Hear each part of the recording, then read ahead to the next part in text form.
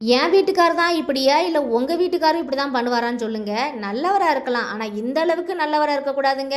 டெல்லியில சும்மாவே விலைவாசி ஏத்தி விப்பாங்க. நானே மொழி தெரியாது. அதனால எங்க துணைக்கு இவர கூட்டு போறது எப்போதும் வழக்கங்க. இனிமே இவர நான் எப்போதும் ஷாப்பிங் கூட்டே போகக்கூடாதுன்னு முடிவு பண்ணிட்டேங்க.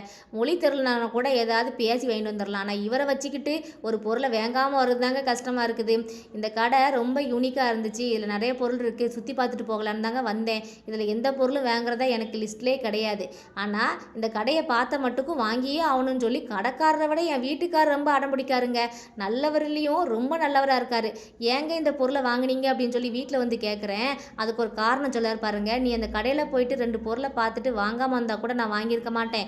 ஆனால் நீ வீடியோ எடுத்த பார்த்தியா, அதனால் அவன் மனசு புண்பட்டுருக்குமா. யார் கடைக்காரரோட மனசு புண்பட்டுருக்குமா வாங்காமல் போகிறேன்னு சொல்லிட்டு. அதனால் வாங்கினாராங்க. எனக்கு ரொம்பவே சாக்காகி போச்சு. கடைசியில் என் மனசு புண்பட்டுச்சுங்கிறது அவர் பார்க்கவே இல்லை பார்த்தீங்களா. ஆனாலும் ஒரு விஷயங்க, நான் ரொம்ப நாளாக இந்த பொருளை வாங்கணும்னு தான் ஆசைப்பட்டேன். அந்த பொருள் தான் வாங்கியிருக்காரு. இது என்னன்னு சொல்லி நான் வீட்டில் வந்து காட்டுறேன்.